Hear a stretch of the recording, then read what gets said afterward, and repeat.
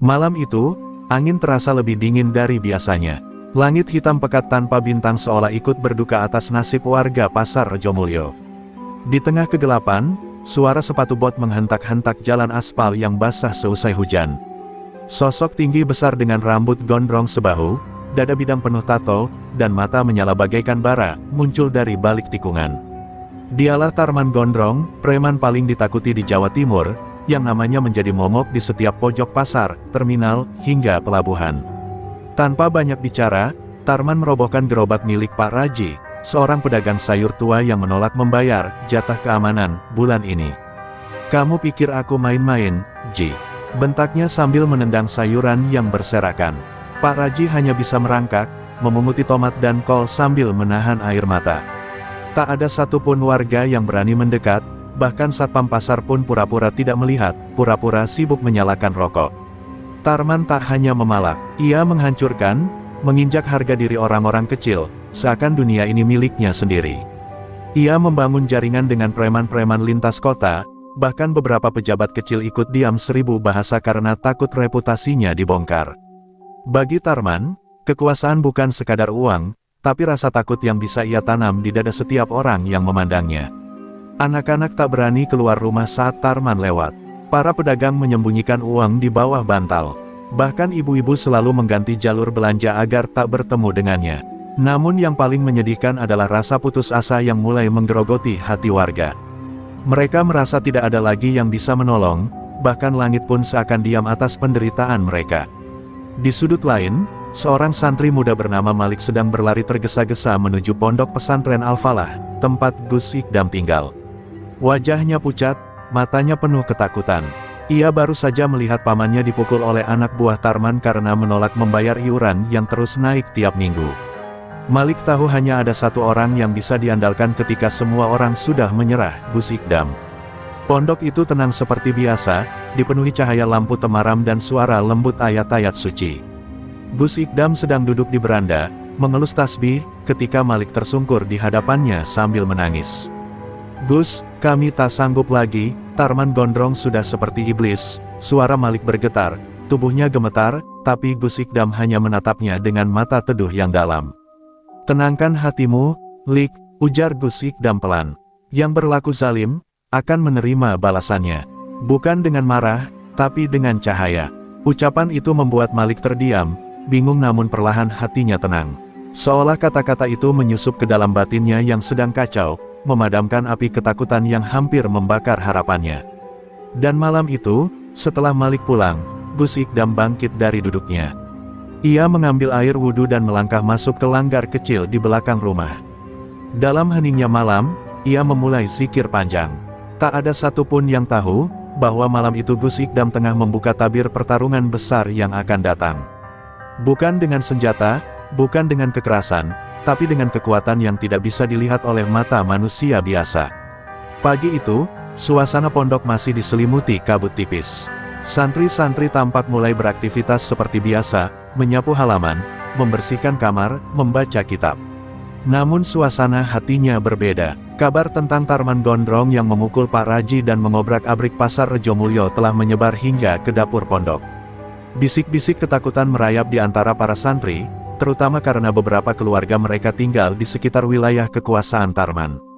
Malik duduk termenung di serambi musala, matanya masih sembab karena kurang tidur. Bayangan pamannya yang terkapar di pinggir jalan masih menghantuinya. Ia tahu betul bahwa melawan Tarman secara fisik adalah mustahil. Tapi ia juga percaya, Gus Ikdam bukan manusia biasa. Ada sesuatu dalam diri sang kiai muda itu yang membuat setiap orang merasa aman meski hanya duduk di dekatnya. Malik menatap langit, berharap pertolongan Allah datang secepatnya. Menjelang siang, Gus Ikdam memanggil beberapa santri senior ke ruang tamu. Dengan suara lembut namun penuh wibawa, ia berkata, "Aku ingin tahu, siapa saja yang merasa keluarganya dirugikan oleh Tarman Gondrong. Jangan takut, katakan dengan jujur." Satu persatu para santri menunduk, dan dengan suara lirih, mengaku bahwa ayah, paman, bahkan ibu mereka pernah diancam, diperas, atau dihina oleh anak buah Tarman. Suasana menjadi haru. Ada yang menangis tertahan, ada pula yang memejamkan mata menahan emosi. Gus Ikdam memejamkan mata sejenak, menarik napas dalam, lalu membuka tasbih kayu cendana di tangannya. Ketika kezaliman telah melampaui batas, maka langit akan membuka jalan bagi keadilan. Tapi kita tak boleh membalas dengan kebencian, karena hati yang penuh dendam tidak bisa menurunkan pertolongan Allah, katanya sambil memandang lekat satu persatu wajah santri di hadapannya. Beberapa santri tampak bingung, bagaimana bisa melawan kekerasan tanpa kekerasan. Tapi di mata Gus Ikdam, tidak ada kebingungan. Ia sudah menyiapkan sesuatu. Malam sebelumnya, dalam zikirnya yang panjang, ia telah mendapat firasat bahwa ini bukan sekadar pertarungan biasa. Ada tabir hitam yang menutupi hati Tarman, tabir yang harus dibuka bukan dengan tangan, tapi dengan nurani. Sore harinya, Malik diminta Gus Ikdam untuk mengantarkan sebuah paket kecil ke Pasar Rejomulyo. Di dalamnya, hanya ada sehelai kertas bertuliskan tangan Gus Ikdam dan seikat daun sirih yang diikat rapi. Malik gemetar saat menyerahkannya pada salah satu anak buah Tarman yang menjaga area los daging. "Serahkan ini ke bosmu, dari Gus Ikdam di Pondok Al-Falah," ucap Malik dengan suara pelan namun mantap. Anak buah Tarman melirik isi paket itu dengan cemberut. Ia membaca tulisan di kertas itu, "Kalau kamu merasa kuat, datanglah ke pondok malam Jumat. Aku tidak takut padamu, tapi aku ingin kamu tahu apa itu takut kepada Tuhan." Wajah anak buah Tarman seketika pucat. Ia tahu betul siapa itu Gus Ikdam. Banyak cerita gaib beredar, tentang dukun-dukun yang terpental saat mencoba menyantetnya, tentang makhluk tak kasat mata yang menjaga pondok itu. Dan malam itu, di tempat lain yang gelap dan sunyi, Tarman Gondrong duduk sendiri di gudang tempat ia biasa menghitung setoran. Ia memandangi kertas dari Gus Ikdam yang kini berada di tangannya. Tangannya bergetar, bukan karena takut pada Gus Ikdam, tapi karena untuk pertama kalinya dalam hidupnya, ia merasa ada seseorang yang tidak takut padanya, dan justru mengajaknya bertemu dengan tatapan penuh welas asih. Hari Rabu sore, suasana Pasar Rejomulyo tampak lebih tenang dari biasanya. Namun di balik ketenangan itu, banyak pedagang menatap ke arah yang sama, ke ujung jalan tempat dua sosok tengah berjalan beriringan. Sosok pertama tinggi besar, rambutnya gondrong dan bajunya terbuka memperlihatkan dada bertato. Di sebelahnya, seorang pemuda bertubuh kekar mengikuti sambil menenteng besi panjang. Tarman Gondrong datang, tapi tidak seperti biasanya. Langkahnya terasa berat dan matanya lebih banyak menunduk. Ia tidak berteriak, tidak menendang meja pedagang, tidak pula meludah ke sembarang tempat. Justru sesekali ia terlihat gelisah, seperti ada sesuatu yang membebani pikirannya. Surat dari Gus Ikdam yang diterimanya 2 hari lalu masih terlipat rapi di sakunya. Ia tidak membakar surat itu, tidak pula membuangnya, sebuah isyarat bahwa ada sesuatu yang tengah mengguncang dinding batinnya yang selama ini tak tertembus. Tiba-tiba langkahnya terhenti. Dari arah berlawanan, datang seseorang dengan jubah putih sederhana dan sorban hijau. Langkahnya pelan, wajahnya tenang. Gus Ikdam. Para pedagang yang melihat pemandangan itu spontan berhenti bekerja, beberapa bahkan menunduk penuh rasa hormat pada sang kiai. Tarman menatap lelaki itu dengan sorot mata tajam, namun di balik itu, tersimpan rasa penasaran yang dalam. "Jadi ini orangnya," gumam Tarman dalam hati. Tapi anehnya, saat mata mereka bertemu, tubuh Tarman justru bergetar. Bukan karena takut, melainkan karena tatapan Gus Ikdam tidak mengandung kebencian. Tidak juga rasa ingin menghakimi. Tatapan itu tenang, seolah mengatakan, "Aku tahu siapa kamu sebenarnya." Mereka berdiri hanya berjarak 2 meter. Tak ada kata yang diucapkan, namun suasana menjadi sangat hening. Seorang pedagang jatuh mangkuknya, namun tak ada yang menoleh. Semua mata tertuju pada dua sosok itu. Dalam keheningan, Gus Ikdam perlahan berkata, "Malam Jumat, pintu pondok akan terbuka untukmu. Datanglah bukan sebagai musuh, tapi sebagai saudara yang tersesat jalan." Tarman ingin membalas, ingin mengatakan bahwa ia tidak butuh nasihat dari siapapun.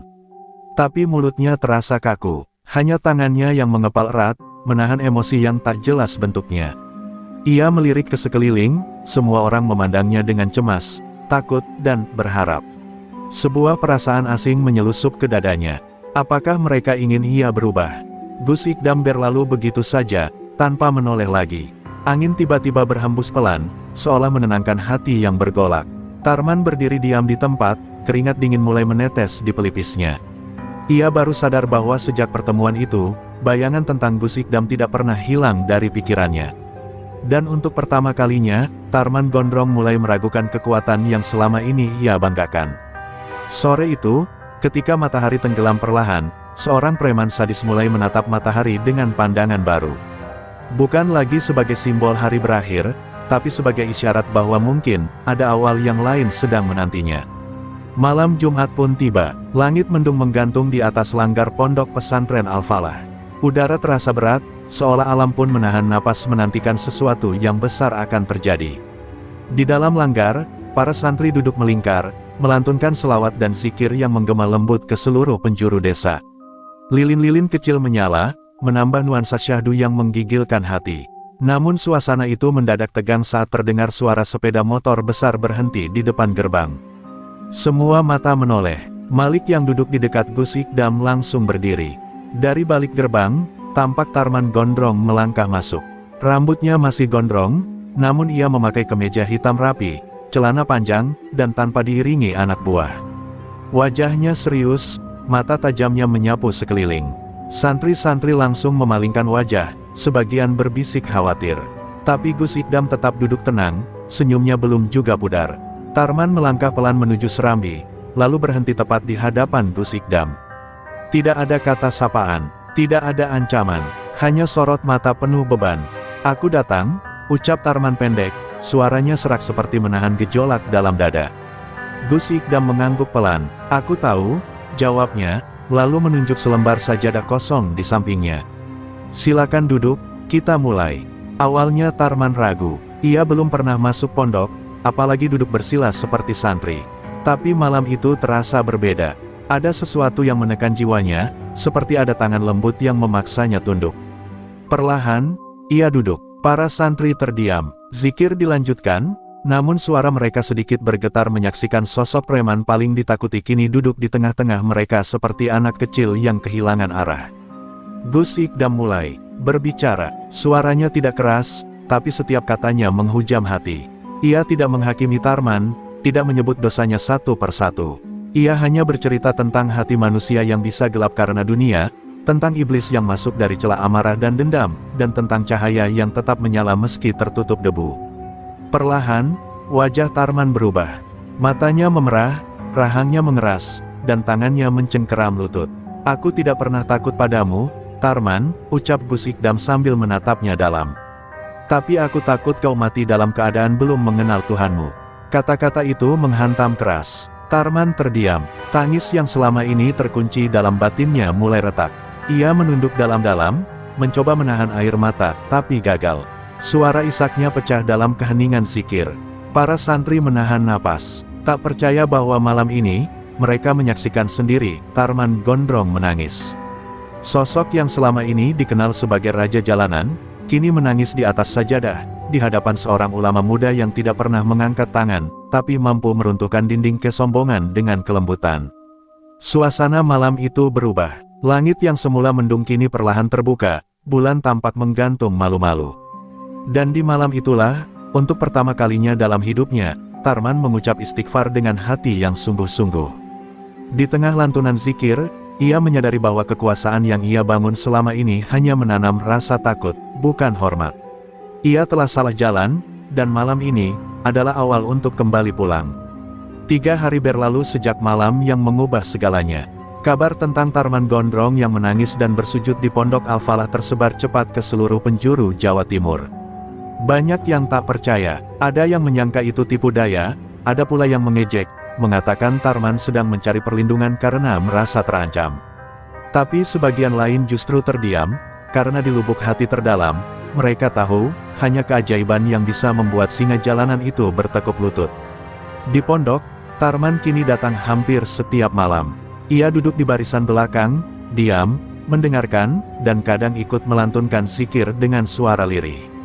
Para santri masih belum terbiasa melihatnya, namun mereka perlahan mulai menerima kehadirannya. Malik, yang dulu gemetar saat menyebut namanya, kini duduk di sampingnya, bahkan membantunya membaca surat-surat pendek yang ia lupa sejak kecil.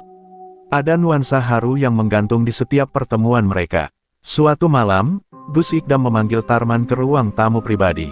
Hanya mereka berdua. Gus Ikdam menyuguhkan segelas air putih dan sepotong roti, lalu duduk bersila di hadapannya. Tarman, ucapnya lembut, tobatmu adalah awal yang baik. Tapi luka-luka lama itu belum sembuh sepenuhnya. Aku ingin tahu, apa sebenarnya yang kau cari selama ini? Tarman terdiam, matanya menerawang jauh. Lama ia menarik napas sebelum menjawab. Aku dulu anak tukang becak, ujarnya pelan. Ibuku mati waktu aku kelas 2 SD. Ayahku dipukul preman karena tak bayar setoran, dan sejak itu aku bersumpah jadi yang paling ditakuti, biar nggak ada lagi yang bisa injak kepala kami. Suaranya mulai bergetar. Tato ini, katanya sambil menunjukkan gambar naga di dadanya, bukan lambang kekuatan. Ini lambang luka. Aku takut lemah, Gus. Aku takut jadi korban lagi. Gus Ikdam menatapnya dalam. Kau bukan lemah karena menangis, Tarman. Justru kau kuat, karena berani membuka luka lama. Banyak orang memilih menutupnya dengan kekerasan, tapi kau memilih jalan kembali. Tarman menggigit bibir bawahnya, menahan emosi yang menggelegak di dadanya. Ia merasa seperti anak kecil di hadapan seorang guru sejati, yang mampu membaca hatinya tanpa perlu banyak kata. Malam itu, mereka duduk lama. Tarman bercerita tentang malam-malam kelamnya, tentang pembunuhan pertama yang ia lakukan karena terpaksa, tentang anak buah yang mulai hilang kendali, dan tentang mimpi buruk yang selalu mengganggunya setiap malam. Seseorang menatapnya dari kegelapan, menjerit tanpa suara. Itu ibuku, Gus, bisiknya. Aku yakin, beliau kecewa padaku. Gus Ikdam tidak menjawab dengan petuah.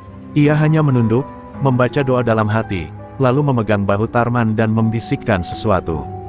Tarman terdiam, air matanya jatuh perlahan. Saat itulah, ia merasa untuk pertama kalinya, beban di punggungnya mulai terangkat. Malam itu, bukan hanya Tarman yang berubah, langit di atas pondok pun seolah bersaksi, bahwa seorang manusia yang hampir kehilangan jiwanya, kini menemukan kembali arah pulang. Dan malam itu pula, di jalanan sunyi sekitar pondok, beberapa orang yang biasa menjadi korban kekejaman Tarman, berdiri di kejauhan. Mereka menyaksikan dari balik pagar, dan menangis. Bukan karena takut, tapi karena harapan itu, akhirnya menyala kembali. Berita pertobatan Tarman Gondrong ternyata menjadi bara dalam sekam bagi para mantan anak buahnya. Mereka yang dulu hidup di bawah kekuasaannya, kini merasa kehilangan arah dan status. Bagi mereka, Tarman adalah simbol kekuasaan dan ketakutan, bukan kelembutan dan air mata.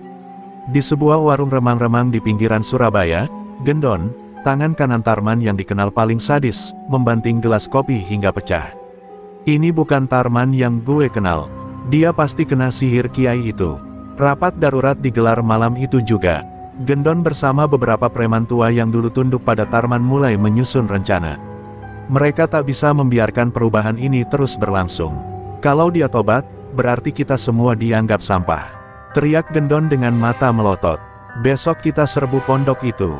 Biar mereka tahu, Tarman bukan siapa-siapa tanpa kita. Di sisi lain, Tarman mulai merasakan getaran aneh dalam dirinya. Sudah 3 malam berturut-turut ia bermimpi dikepung bayangan hitam, dengan wajah-wajah marah yang memanggil namanya dengan nada mengerikan. Saat ia ceritakan pada Gus Ikdam, sang kiai hanya menatapnya dengan tenang. Tanda ujian telah datang. Bila engkau sungguh ingin berubah, maka bersiaplah, kegelapan lama akan datang menjemputmu, bukan untuk mengajak kembali, tapi untuk menguji kemurnian hatimu. Hari itu, pondok mulai terasa mencekam. Santri-santri yang biasanya tenang mulai gelisah. Malik mendapat kabar dari temannya di terminal bahwa sekelompok orang bertato akan datang malam Jumat ini. Gus Ikdam tidak panik, ia hanya meminta semua santri berzikir lebih kuat, memperbanyak sholawat dan jangan pernah menyimpan rasa takut. Yang datang bukan musuh, ucapnya, mereka hanya tersesat, seperti dulu Tarman. Malam itu, langit kembali mendung. Tarman berdiri di gerbang pondok, tangannya mengepal, wajahnya tegang. Ia tahu siapa yang akan datang. Ia tahu bagaimana mereka berpikir. Dan ia tahu, sebagian dari mereka tidak datang hanya untuk menggertak, tapi mungkin membawa senjata, bahkan dendam. Tapi kali ini, Tarman tidak membawa besi, tidak membawa golok. Ia hanya mengenakan baju koko putih dan peci hitam yang diberikan Gus Ikdam. Tak lama kemudian, suara motor menderu memecah keheningan. 12 motor besar berhenti di depan pondok. Dari atas motor, Gendon turun dengan tatapan penuh benci. Tarman, teriaknya lantang, keluar lo kalau masih punya nyali. Jangan sembunyi di balik jubah orang alim. Para santri mulai merapat ke dalam pondok, tapi Gus Ikdam tetap duduk di serambi, menghadap keluar sambil melafalkan doa dalam hati. Tarman melangkah keluar perlahan, berdiri tegak di depan gerbang. "Gendon," ucapnya mantap, "aku bukan lagi bos kalian. Kalau kalian mau dengar, aku akan jelaskan semuanya. Tapi kalau kalian datang untuk perang, silakan.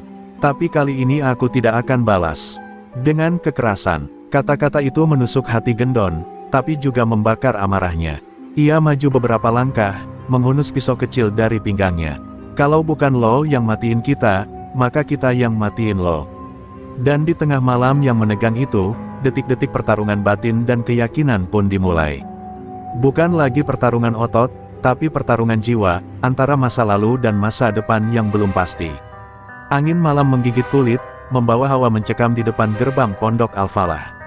Tarman berdiri tak bergeming, sementara Gendon melangkah maju dengan pisau berkilat di tangannya. Matanya menyala penuh dendam, bibirnya mengejek, "Ternyata benar, lo udah jadi banci pondok, Tarman. Kemana preman yang dulu bikin orang Surabaya sujud ketakutan?" Suara itu menamparkan harga diri Tarman, tapi ia menahan gejolak dalam dadanya. Ia tak datang untuk melawan. Ia datang untuk membuktikan perubahan. Para santri mulai berdatangan di belakang Gus Ikdam, meski wajah mereka pucat. Malik sudah menggenggam tongkat kayu di balik punggungnya, siap melindungi kiai dan podoknya. Namun Gus Ikdam mengangkat tangan pelan, memberi isyarat agar tak ada yang bergerak. "Diam dan doakan," bisiknya tenang. "Hari ini, Tarman akan memilih jalannya." Tarman melangkah maju. Gendon menyeringai, mengangkat pisaunya setinggi dada. Tapi Tarman tak menghindar. Ia berdiri 1 meter di hadapannya, mata mereka bertemu. "Tusuk aku kalau memang itu yang bikin lo puas," ucap Tarman perlahan. "Tapi tahu satu hal, Gendon, gue nggak takut mati. Gue cuma takut kalau mati gue masih jadi binatang jalanan, bukan manusia yang kenal Tuhan."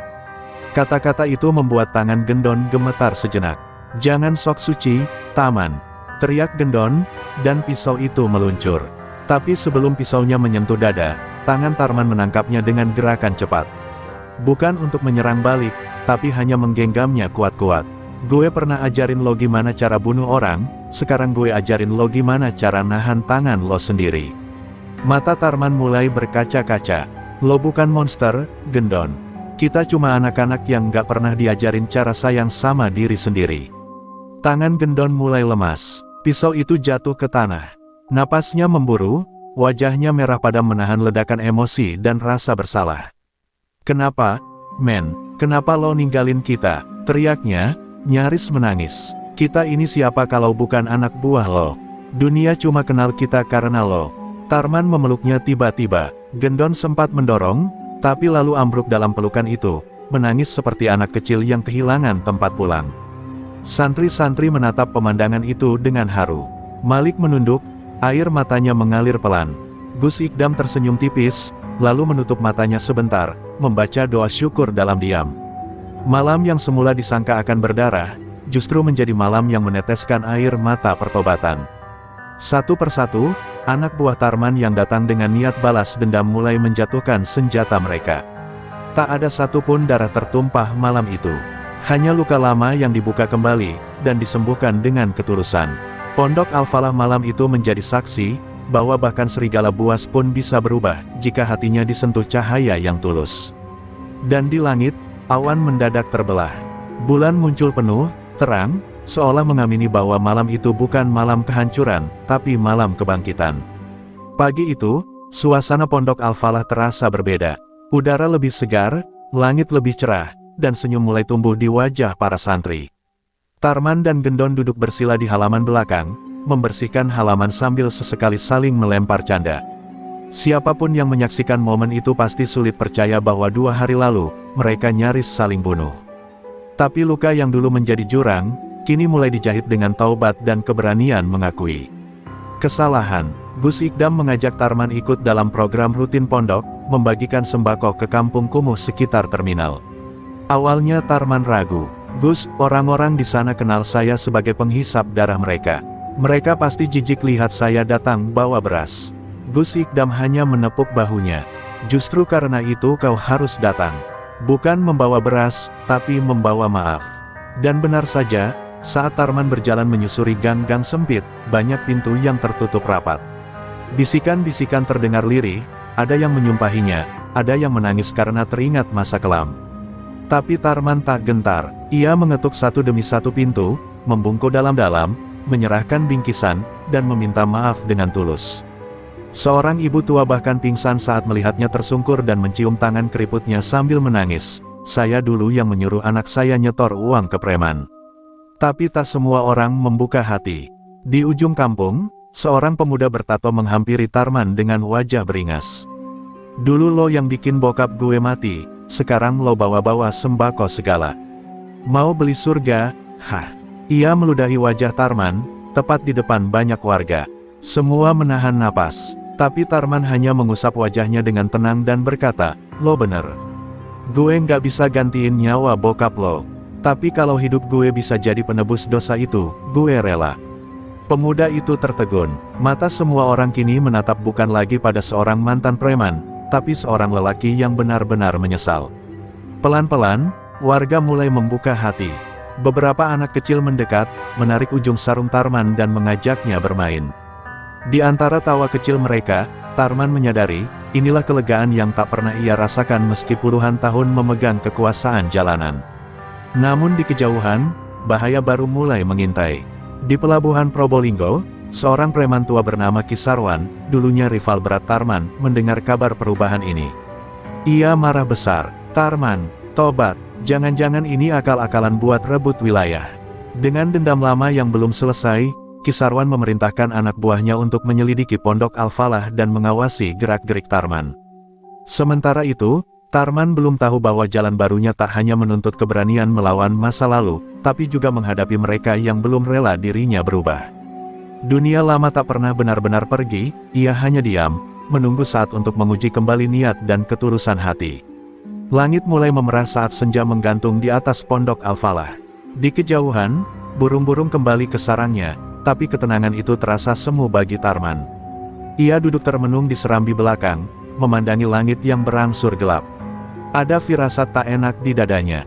Dan firasat itu menjadi nyata saat Malik datang tergesa-gesa, membawa kabar dari teman-temannya di terminal. Kisarwan, dia tahu lo udah tobat, men. Dia anggap lo pengkhianat dunia jalanan. Dia mau nyari lo ke pondok. Tarman menghela napas panjang. Nama Kisarwan adalah mimpi buruk masa lalunya. Dulu, mereka hampir saling bunuh karena perebutan wilayah pelabuhan Probolinggo. Tarman yang muda dan brutal waktu itu menang karena kelicikannya, membuat Sarwan cacat kaki dan harus hidup dalam kursi roda beberapa bulan. Dendam itu tak pernah padam.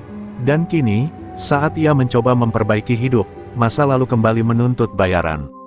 Gus, kalau saya pergi dari pondok, ini demi menjaga keamanan, kata Tarman malam itu pada Gus Ikdam. Tapi sang kiai menatapnya dengan teduh. Kalau kau lari sekarang, berarti kau belum selesai dengan dirimu sendiri, Tarman. Orang yang sudah bertobat tak harus lari dari dosa, tapi berdiri menghadapinya, dengan doa, bukan dengan golok. Kata-kata itu menusuk hati Tarman. Ia menunduk, menggenggam ujung sajadah yang biasa ia pakai salat malam. Beberapa hari kemudian, ancaman itu datang dalam bentuk nyata. Malam Jumat, ketika santri-santri tengah membaca Yasin, deru kendaraan berat terdengar mendekat. 10 mobil bak terbuka berhenti di depan pondok. Dari sana turun puluhan pria kekar, bertato dari leher sampai pergelangan tangan. Dan di tengah-tengah mereka, duduk di kursi roda berlapis kulit hitam, Kisarwan. Wajahnya keras seperti batu karang, matanya tajam menatap gerbang pondok. Tamarn, teriaknya dengan suara parau namun menggetarkan. Keluar lo, atau gue yang masuk. Para santri mulai panik. Malik bersiap dengan santri-santri senior lainnya, tapi Gus Ikdam kembali mengangkat tangan. Tenang, ini waktunya Tarman menunjukkan bahwa ia benar-benar telah berubah. Tarman menatap Gus Ikdam, dan tanpa berkata apa-apa, ia melangkah keluar gerbang. Tarman berdiri di hadapan Sarwan dengan tubuh tegap, tapi tanpa sedikit pun aura mengancam. Kalau lo datang buat balas dendam, gue siap. Tapi gue nggak akan balas. Karena kali ini, lo nggak sedang berhadapan dengan Tarman yang dulu. Sarwan tertawa mengejek, omong kosong. Lo cuma pura-pura tobat, jangan mimpi bisa jadi malaikat. Tangannya mengangkat tongkat besi, memberi aba-aba untuk menyerang. Namun sebelum anak buah Sarwan bergerak, Tarman berlutut di tanah, merentangkan tangan. Kalau memang lo mau bunuh gue, silakan. Tapi jangan ganggu pondok ini. Di sini tempat anak-anak belajar kebaikan. Jangan lo kotori karena dendam gue. Hening menyelimuti malam, gerak anak buah Sarwan terhenti. Dan untuk pertama kalinya, wajah Ki Sarwan kehilangan kemarahannya, berganti bingung, bahkan nyaris goyah. Satu kalimat keluar dari mulut Tarman, lirih namun menghentak dada semua yang hadir. Lo bisa pukul gue, Sarwan, tapi lo nggak bisa pukul cahaya yang udah nyala di hati gue. Dan malam itu, sejarah pun bergetar. Karena tak ada satupun tangan yang terangkat. Tak ada satupun senjata yang digunakan. Hanya air mata Ki Sarwan yang tiba-tiba jatuh, membasahi pipinya yang selama puluhan tahun tak pernah disentuh penyesalan. Pagi itu, matahari bersinar cerah, seperti memberi tanda bahwa babak baru telah dimulai. Ki Sarwan, yang dulunya dikenal sebagai pemimpin kelompok preman terbesar di Pelabuhan Probolinggo, kini duduk di sebuah kursi kayu sederhana di halaman Pondok Al-Falah. Tubuhnya tampak lelah, tak hanya karena fisiknya yang terus menurun, tapi juga karena beban dosa yang perlahan-lahan mulai terangkat. Tarman duduk di sampingnya, menjaga agar kesunyian pagi itu tak terpecah oleh kata-kata. Kadang, hanya kesunyian yang bisa menenangkan hati yang gundah. Sarwan menatap matahari yang terbit perlahan. Lo tahu Tarman, gue nggak pernah bisa maafin diri gue sendiri. Dulu, gue terobsesi dengan kekuasaan, sampai gue nggak peduli apapun, termasuk nyawa orang lain. Semua yang gue lakukan cuma buat ngejar yang nggak pernah bisa gue capai, ujarnya dengan suara parau. Tarman hanya mengangguk pelan, meresapi setiap kata yang keluar dari mulut pria yang dulu menjadi musuh bebuyutannya. Beberapa hari sebelumnya, saat Sarwan tiba di Pondok Al-Falah dengan seluruh anak buahnya, Tarman tak tahu apa yang harus dihadapi. Tak seperti sebelumnya, dia sudah berubah, tak lagi dipenuhi dengan amarah atau kebencian. Ketika Sarwan mencabut tongkat besinya, Tarman hanya berdiri, memberi ruang bagi lelaki itu untuk memilih. Ketika tak ada satupun tangan yang terangkat malam itu, Tarman tahu, ujian besar baru saja dimulai, bukan hanya untuk Sarwan, tapi untuk dirinya juga. Lo bisa memulai lagi, Sarwan, kata Tarman dengan lembut, memecah keheningan pagi. Gue nggak tahu bagaimana lo bisa berdamai dengan semua dosa lo. Tapi gue tahu satu hal, perubahan itu dimulai dengan niat yang tulus. Lo nggak bisa mengubah apa yang sudah terjadi, tapi lo bisa mengubah bagaimana lo hidup. Ke depan, Sarwan menunduk, air matanya hampir jatuh, namun ia menahannya. Tarman, dulu gue pernah jadi orang yang menakutkan, yang dipuji karena kekerasan. Tapi setelah gue lihat lo, gue sadar, ternyata ada cara lain untuk hidup, yang lebih damai.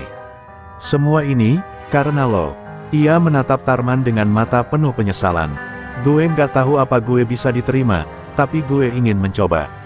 Santri-santri Pondok Al-Falah kini mulai berdatangan, beberapa di antaranya terheran melihat Ki Sarwan yang kini duduk di tengah mereka, bukan lagi sebagai musuh, tapi sebagai seorang yang ingin belajar. Gus Ikdam, yang menyaksikan semua itu, hanya tersenyum dengan bijak. Jalan hidayah memang kadang penuh dengan liku. Tapi siapa yang mau berjuang, tak akan pernah dibiarkan sendirian. Hari itu, beberapa anak buah Ki Sarwan yang semula keras kepala dan menolak ikut berubah, kini mulai tampak mendekatkan diri pada Tarman dan Gus Ikdam. Mereka mulai mengenal Al-Falah, merasakan suasana yang berbeda dari dunia mereka yang dulu. Masing-masing mulai membuka hati, menyadari bahwa hidup yang mereka jalani sebelumnya tidak memberi kebahagiaan yang sejati. Beberapa bulan kemudian, nama Pondok Al-Falah tak hanya dikenal sebagai pusat pendidikan agama, tapi juga tempat untuk mereka yang ingin bertobat, mengubah hidup mereka. Banyak mantan preman, mantan penjahat, bahkan mereka yang terjerat dalam dunia gelap datang untuk mencari kedamaian. Dan Tarman, yang kini bukan lagi seorang preman, melangkah dengan penuh keyakinan. Ia tahu jalan yang ia pilih tak akan mudah, tapi satu hal yang pasti, ia tak lagi sendirian. Sarwan, yang dulu seorang musuh, kini menjadi saudara dalam perjuangan. Ia ikut serta dalam setiap kegiatan sosial pondok, mengajar anak-anak yang kurang mampu, berbagi pengalaman hidupnya dengan mereka yang juga ingin berubah. Dan meski hidupnya penuh dengan luka lama, Ki Sarwan menemukan satu hal yang selama ini hilang, ketenangan hati. Sebuah kehidupan yang tak lagi ditentukan oleh darah yang tumpah, melainkan oleh kasih yang diberi dengan tulus. 3 bulan berlalu sejak Ki Sarwan memutuskan tinggal di Pondok Al-Falah. Namun, perubahan bukan perkara cepat. Meski bibirnya mengucap tobat dan tangannya membantu para santri, hatinya masih diliputi bayang-bayang hitam masa lalu. Beberapa malam ia menangis diam-diam di surau kecil belakang pondok. Tarman yang diam-diam melihatnya hanya mampu berdoa dalam hati, agar Allah benar-benar membuka pintu ampunan untuk lelaki tua yang dulu dikenal bengis itu. Suatu malam, hujan turun lebat disertai petir yang menyambar-nyambar. Pondok listriknya padam. Dalam gelap, Sarwan terduduk sendiri di serambi, menggenggam tasbih pemberian Gus Ikdam. Petir mengguncang bumi, seolah menyuarakan kegelisahan hatinya. Ia berbisik lirih, "Ya Allah, kalau memang aku masih punya kesempatan, tunjukkan jalanku. Kalau tidak, ambil aku malam ini juga." Doa itu lirih, namun langit seolah mendengar jerit batinnya. Di tengah hujan, seseorang mengetuk gerbang pondok. Seorang lelaki parubaya, wajahnya dipenuhi luka lama, berdiri dengan tubuh basah kuyup. "Saya, dulu anak buahnya Sarwan. Namaku Dento. Saya dengar beliau tobat. Saya juga mau ikut." Suaranya bergetar menahan tangis. Sarwan yang mendengar dari balik tirai, keluar perlahan. Matanya membesar. "Dento, lo masih hidup." Mereka saling menatap, lalu berpelukan dalam hujan tanpa berkata-kata. Esok harinya, kedatangan Dento menjadi awal perubahan baru. Beberapa mantan anak buah Sarwan mulai berdatangan satu persatu. Mereka datang bukan untuk menagih kekuasaan, tapi untuk menghapus luka dan dosa. Tarman kini tak sendiri dalam membimbing mereka. Pondok pun mulai merancang program khusus untuk rehabilitasi spiritual bagi mantan preman dan pelaku kekerasan. Gus Ikdam menyebutnya, majelis cahaya kembali. Namun di balik harapan itu, sebuah ancaman muncul dari luar. Kelompok kriminal baru bernama Serigala Timur mulai menguasai wilayah Probolinggo dan sekitarnya. Mereka terdiri dari anak-anak muda yang tak kenal agama, tak takut hukum, dan mengejek pertobatan Tarman dan Sarwan. Mereka tua-tua bangka yang sok suci. Begitu salah satu pentolannya berteriak di media sosial. Tarman gelisah. Ia tahu, kalau dibiarkan, kelompok ini bisa menyesatkan lebih banyak anak muda. "Saya harus turun tangan, Gus," katanya pada Gus Ikdam. Tapi sang kiai hanya menggeleng. "Bukan dengan tangan keras, Tarman. Kita sudah punya cara sendiri. Kau harus menghadapi mereka dengan cahaya." Tarman menunduk, menahan gejolak lamanya. Ini bukan pertempuran otot, tapi pertarungan jiwa. Akhirnya, Tarman dan Sarwan memutuskan mendatangi markas Serigala Timur. Bukan untuk perang, tapi untuk berdialog. Mereka membawa kitab suci, bukan senjata. Tapi di mata para pemuda liar itu, mereka hanya dua lelaki tua yang datang cari mati. Pemimpinnya, seorang pemuda bernama Rangga, tertawa keras. "Lo pikir bacain ayat bisa bikin perut gue kenyang? Dunia sekarang milik yang kuat, bukan yang sujud." Tarman menatap Rangga dengan mata yang dulu pernah melihat neraka. "Gue pernah berpikir kayak lo, nak. Tapi kuat itu bukan soal siapa yang bisa mukul paling keras. Kuat itu soal siapa yang bisa tahan godaan buat gak mukul balik waktu dihina." Kata-kata itu membungkam suasana. Di tengah tatapan bingung anak-anak muda itu, sebuah titik terang muncul. Perlawanan belum berakhir, tapi cahaya itu tak pernah padam. Pertemuan Tarman dan Sarwan dengan kelompok Serigala Timur memang tidak berakhir dengan bentrokan, tapi jauh dari kata damai. Setelah kata-kata Tarman malam itu, Rangga hanya terdiam, tapi matanya menyimpan bara dendam. Ia merasa dilecehkan, dianggap anak kecil oleh dua orang tua yang sudah tak punya tempat di dunia mereka. Dan sejak saat itu, Serigala Timur justru semakin menjadi-jadi, merusak warung-warung kecil yang menolak memberi jatah, bahkan mengintimidasi para mantan preman yang kini menetap di pondok. Suatu malam, seorang santri muda bernama Hilmi pulang dari membeli sembako di warung dan ditemukan babak belur di pinggir jalan. Di sakunya ada kertas bertuliskan, "Selama kalian sok jadi orang suci, darah bakal terus tumpah." Pondok Al-Falah geger, para santri mulai ketakutan, beberapa orang tua menarik kembali anak mereka. Gus Ikdam tetap tenang, namun jelas ia menyadari, ini bukan lagi hanya ujian pribadi, tapi ujian bagi seluruh pondok. Sarwan, yang melihat tubuh Hilmi dengan luka-luka memar, merasa seperti ditampar. Mereka ini korban dari dosa-dosa yang pernah gue tularkan. Ia terduduk di beranda masjid, wajahnya tertutup tangan. Tarman duduk di sampingnya, menatap jauh ke langit malam yang kelam.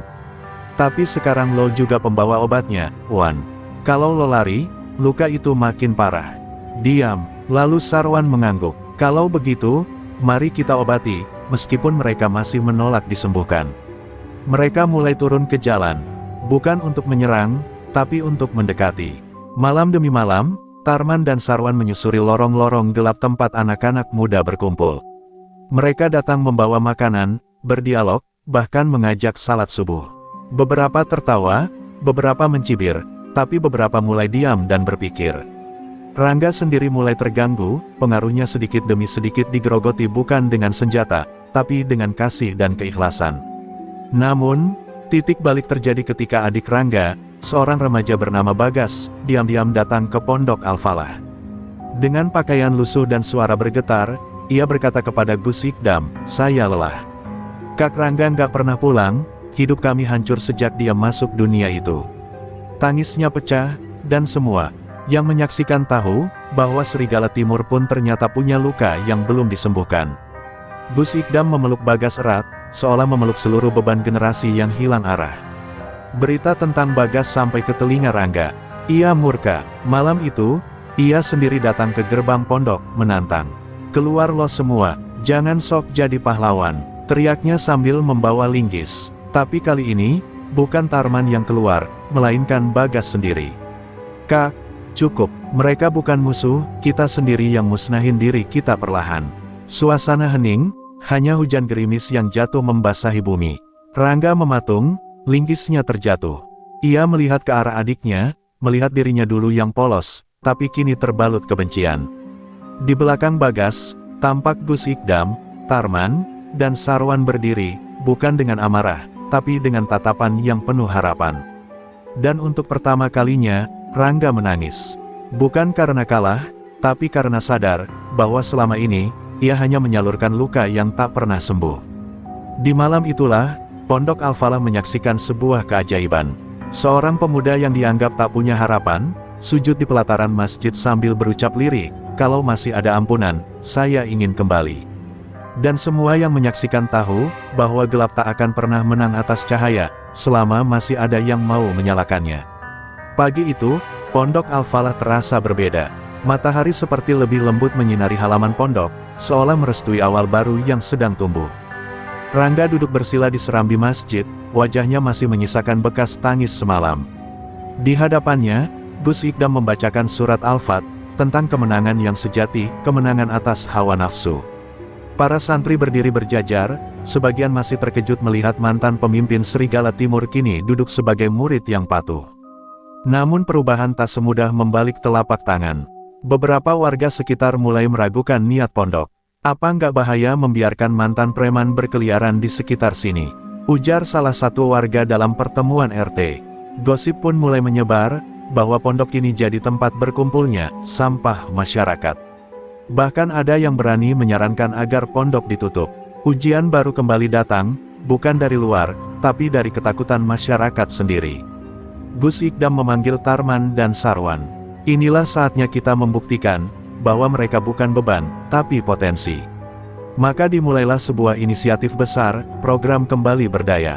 Bekas preman dilatih membuat kerajinan, belajar pertanian, bahkan ada yang jadi guru ngaji untuk anak-anak jalanan. Rangga, yang dulunya mengangkat senjata, kini mengangkat cangkul dan mengajarkan seni bela diri untuk pengendalian diri, bukan kekerasan. Namun tidak semua anak buah Serigala Timur menerima perubahan Rangga. Beberapa dari mereka menganggapnya pengkhianat. Salah satu mantan tangan kanannya, Arul, menyusun rencana untuk membalas. "Lo berubah bukan karena tobat, Rangga. Lo cuma takut. Gue bakal buktiin, siapa yang masih berkuasa di jalanan," bisiknya kepada gerombolannya. Malam hari, mereka merusak kebun pondok dan meninggalkan pesan ancaman di dinding masjid. Keesokan paginya, para santri menemukan ladang rusak dan ikan kolam mati diracun. Rangga terduduk lemas. "Mereka dulu saudara gue," lirihnya. Tapi Gus Ikdam hanya menepuk pundaknya. "Dulu, iya. Sekarang, kau sedang memilih saudara yang baru. Pilihan itu selalu menuntut pengorbanan." Dengan penuh tekad, Rangga mengajak semua santri dan bekas preman untuk memperbaiki ladang dan kolam, tanpa balas dendam. Tangan yang dulu memukul, kini digunakan untuk menanam. Beberapa media lokal mulai meliput perubahan pondok Al-Falah. Judul-judul seperti "Dari Preman Jadi Pendakwah" dan "Pondok yang Menyembuhkan Luka Sosial" mulai tersebar di internet. Perlahan, pandangan warga pun melunak. Beberapa orang tua yang dulunya antipati, mulai menitipkan anaknya untuk ikut program bela diri dan tahfiz bersama Rangga. Tembok prasangka itu mulai runtuh, bata demi bata. Namun Arul tak tinggal diam. Ia merencanakan satu serangan terakhir, lebih besar dari sebelumnya. Kalau pondok itu nggak kita hancurkan sekarang, semua anak jalanan bakal ninggalin kita. Ia mengumpulkan puluhan pemuda, lengkap dengan senjata tajam dan bom molotov. Target mereka, pembakaran pondok saat malam pengajian akbar yang akan dihadiri ribuan orang. Bahaya besar mengintai di balik harapan yang baru tumbuh. Langit mulai gelap, ribuan jamaah mulai berdatangan. Gus Ikdam berdiri di mimbar, Rangga bersiap memimpin pembacaan ikrar tobat bersama santri rehabilitasi. Tapi di sudut gang, puluhan pemuda bertopeng mulai bergerak perlahan. Tak mereka tahu, seseorang di antara mereka mulai ragu. Seorang pemuda bertubuh kecil yang dulu sering dihina karena tak cukup brutal. Dan malam itu, ia memutuskan untuk menyelamatkan cahaya yang perlahan tumbuh di dalam gelap. Malam pengajian akbar pun tiba. Suasana Pondok Al-Falah dipenuhi ribuan jamaah dari berbagai daerah. Spanduk bertuliskan, "Hijrah untuk Negeri," membentang megah di depan masjid. Gus Ikdam berdiri di tengah lautan manusia, wajahnya memancarkan keteduhan meski dalam dadanya ia merasa ada yang tak beres. Di balik keramaian itu, langit tampak gelap tanpa bintang, seolah langit pun menahan napas untuk apa yang akan terjadi. Di ujung gang, Arul dan kelompoknya sudah bersiap. Bom molotov disimpan dalam tas, senjata tajam diselipkan di balik jaket. Wajah-wajah mereka dipenuhi kebencian dan kemarahan, tapi satu orang tampak berbeda, Bayu, pemuda kecil yang dulu paling lemah di Serigala Timur. Tangannya gemetar, napasnya berat. Ia menatap ke arah pondok dan bergumam dalam hati, mereka nggak pantas mati, bukan mereka yang salah. Ketika Arul memberi aba-aba untuk bergerak, Bayu mundur perlahan dan lari secepat mungkin ke arah pondok. Ia menerobos kerumunan, menabrak beberapa santri, dan berteriak, "Gus! Ada yang mau nyerang, mereka bawa bom, mereka mau bakar pondok." Suasana langsung geger, para santri berhamburan melindungi jamaah. Gus Ikdam tetap tenang, lalu memerintahkan Rangga dan Sarwan untuk memimpin evakuasi dan menghadang penyerang. Tarman yang sejak tadi berada di sisi Gus Ikdam langsung melompat ke depan. "Waktunya kita lindungi rumah ini, bukan dengan kekerasan, tapi keberanian." Ia bersama para santri yang pernah menjadi preman menghadang jalan masuk pondok. Tanpa senjata, mereka berdiri membentuk barikade manusia. Ketika Arul dan gerombolannya tiba, mereka mendapati puluhan orang berdiri diam dengan sorot mata tajam penuh keberanian. Arul tertawa sinis. "Mau jadi martir? Hah? Minggir sebelum semua ini terbakar." Ia melemparkan satu bom molotov ke arah gerbang, namun sebelum menyentuh tanah, Rangga berlari dan menangkapnya dengan tangan terbungkus kain basah. Bom itu dilemparkannya ke selokan dan meledak di tempat aman. Api menyambar udara, membuat semua terdiam sejenak. Rangga menatap Arul tajam. "Kalau lo mau bakar pondok ini, lo harus lewatin gue dulu." Keributan itu mulai menarik perhatian warga. Sirene polisi mulai terdengar dari kejauhan. Beberapa pemuda dari kelompok Arul mulai ragu, satu persatu mereka meletakkan senjata dan mundur. Arul tetap berdiri dengan penuh amarah, tapi kini ia sendirian. Bayu berdiri di samping Rangga dan berkata pelan, "Kak Arul, kita udah cukup bikin orang menderita." Berhenti, air mata Bayu jatuh, dan malam yang penuh ancaman itu berubah menjadi malam penuh haru. Gus Ikdam melangkah maju dan merangkul Arul. "Kalau kau lelah, mari pulang." Arul menangis. Tangannya yang masih memegang pisau akhirnya terlepas.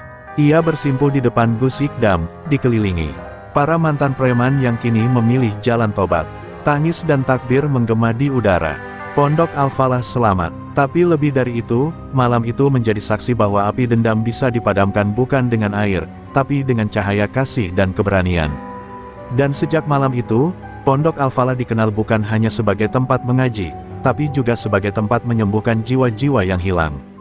Dari balik reruntuhan masa lalu, sebuah masa depan mulai dibangun, dengan cinta, pengorbanan, dan keyakinan bahwa tak ada manusia yang terlalu gelap untuk diterangi. Pagi setelah malam penuh keajaiban itu, Pondok Al-Falah kembali sunyi. Namun bukan sunyi ketakutan, melainkan sunyi keteduhan. Seperti langit yang baru selesai menangis dan kini menampakkan pelanginya. Arul, mantan pemimpin bayangan Serigala Timur, kini ikut duduk di saf depan bersama Rangga dan Tarman. Ketiganya bersarung, memegang Al-Quran, mengulang hafalan dengan suara pelan. Dunia seperti terbalik, yang dulu ditakuti, kini justru jadi penjaga kedamaian. Kabar tentang aksi heroik para mantan preman menyebar cepat. Media nasional mulai meliput Pondok Al-Falah. Gus Ikdam menolak tampil di televisi, tapi tidak bisa menghindari sorotan. Pemerintah daerah bahkan datang menawarkan dukungan untuk menjadikan pondok sebagai pusat rehabilitasi sosial. Namun di balik apresiasi itu, muncul pihak-pihak yang tidak senang. Termasuk jaringan kriminal lama yang merasa kehilangan kendali atas wilayah yang dulu mereka kuasai.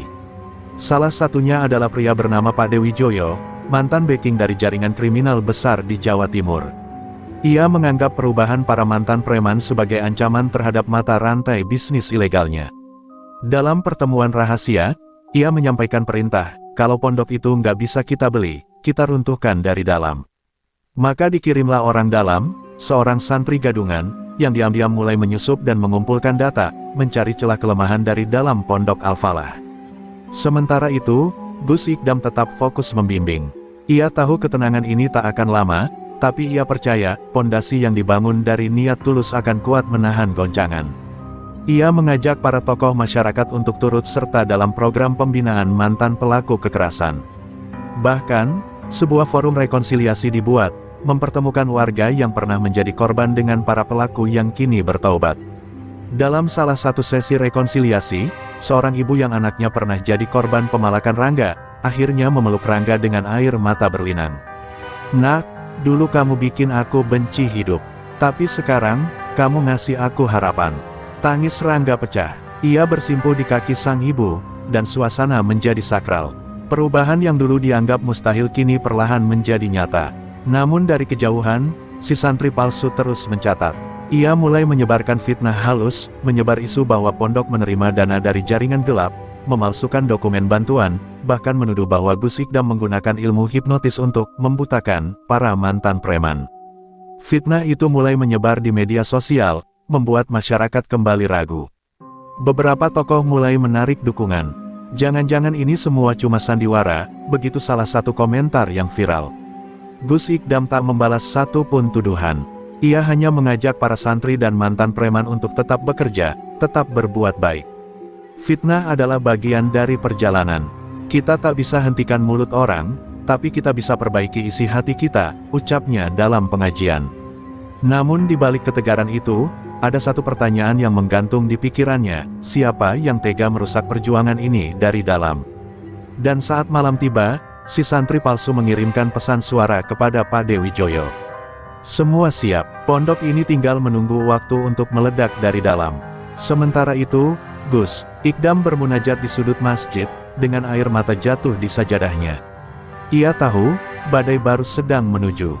Tapi ia juga tahu, cahaya tak pernah benar-benar padam selama masih ada satu jiwa yang memilih kebaikan.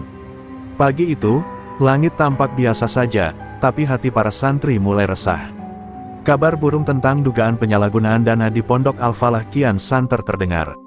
Beberapa warga yang dulunya antusias kini mulai menjaga jarak. Ada yang tak lagi mengirim bantuan logistik, ada pula yang menolak undangan pengajian rutin. Rangga dan Tarman gelisah, merasa seperti kembali dihantui masa lalu yang penuh kecurigaan dan kebencian. Di ruang tengah, Gus Ikdam memanggil semua pengurus pondok. Wajahnya tetap teduh, tapi nada suaranya dalam. "Kita sedang diuji. Jika ada yang merasa pernah melakukan kesalahan, pintu taubat dan kejujuran selalu terbuka."